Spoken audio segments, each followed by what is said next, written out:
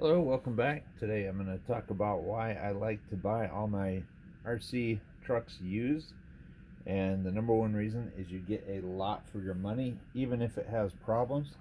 This is a 10.3 that I picked up from a friend at work today, and he picked it up from another friend at work today who no longer works there. So um, I had to buy it. It was just the price was so good. I couldn't not. I couldn't buy this set of wheels for the price that I paid for this whole truck, and it was basically essentially given to me.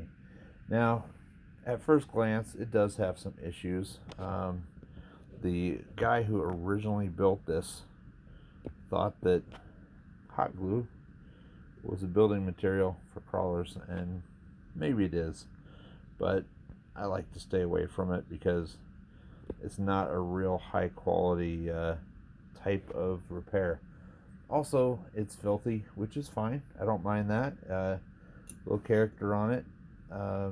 These are probably stock tires on these expensive rims, but that's okay.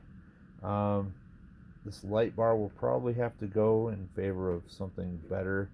It has plastic axles on it, front and back, so little brass portal boxes would be a cheap upgrade. I've got other tires I could put on here right away.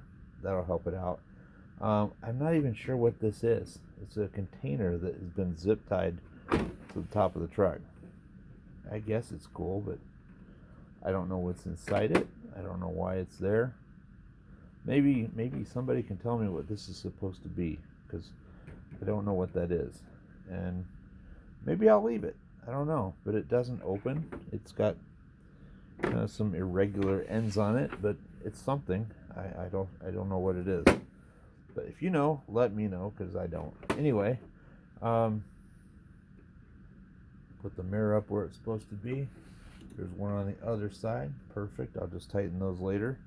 Um, moving to the inside, we start seeing some great things and some problems. Well, I was told that the lighting runs very hot. Well, I'm not surprised because it was probably being hardwired into the balance port of the battery. That's my guess. And nothing we can't clean up, but I'm gonna have to take this all apart, clean it out, and probably rewire it, because things like this, I think that's a fire hazard. In fact, I'm probably gonna call this truck the fire hazard, because there are other things to worry about. It does have a 1080. It has a Crawlmaster 20 turn, which is one of the rebuildable styles. That's probably an expensive motor. I haven't priced it out yet, but I'm sure it is. It's got a Savox servo in it. That's probably a decent servo, I'm guessing. And it does have a broken bumper. It's got one of the rings missing out of it. I might just grind that off, drill holes, and bolt new ones on this side so it has both of them. Doesn't have to be perfect, especially for the price I paid. Like I said, it has the 1080 Homes, or the Hobbywing 1080. And here's an interesting thing. When I first saw it, I thought, this is the fire hazard right here. And I'm going to zoom in on this so you can actually see what I'm talking about. This plug, it looks like it's already been on fire once. And I wouldn't doubt it. It's got some burn marks on it, but that's going to be the first thing to go.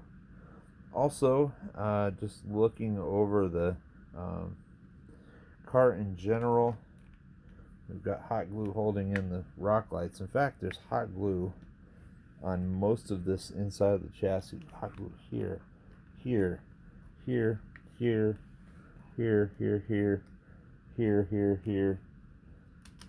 Hot glue in the wires. Not sure what it's about, but it has a dig servo. It has some good stuff. I'm very, very happy with this. You're gonna see later on that this turns into a really nice truck. It just has a few things that need some help, but I'm not afraid of this. Like I said, when you buy used, you can get stuff that's already upgraded. And I don't know what this Crawlmaster 20 turn is worth, but I'm sure that's probably a pretty expensive motor. But anyway, It has a Spectrum 2010 receiver, and I'm going to figure out what I have that can bind to that. I've got 3 different Spectrum transmitters. I'd rather not use my DX9R or DX6R, and it's not my favorite controller, but I have it, so I know it'll bind to that. Anyway, here's another thing that's kind of weird. We have this open space over here where a ESC could easily be put, as well as the switch for it. But instead, they mounted it inside of the small battery mount if you were to use a short pack. We do have the big mount back here, which is nice for a full-size battery. But I'm going to move this over here, put a strap on this so that I can use it for a small battery.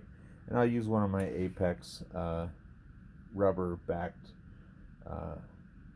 battery straps for it.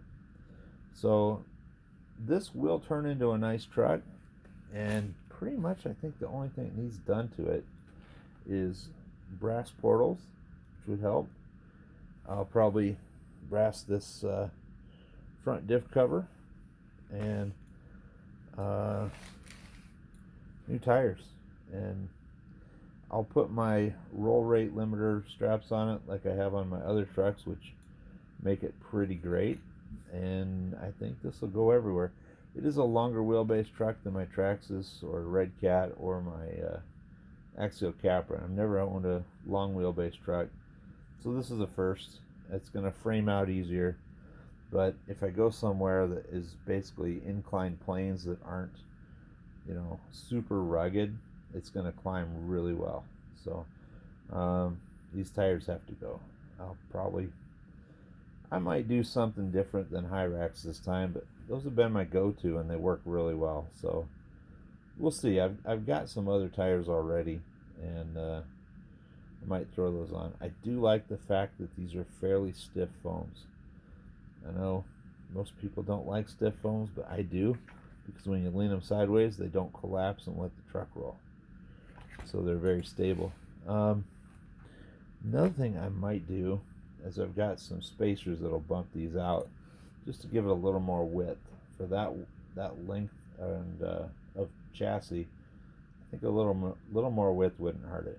And this probably won't be a competition truck because I've already got 3 for class 1, 2, and 3 that are already built incredibly well, and they don't generally lose. So this is probably going to be a fun truck, just out something I can go to Red Rock with and sort of crawl bash with it. But we'll get it cleaned up. We'll get some stuff moved around. Here's some more great work with the wiring. These ends clearly were probably directly wired straight into the battery. So we'll get that fixed. We'll get all these things on plugs and get everything sorted out. But it'll end up being a good truck.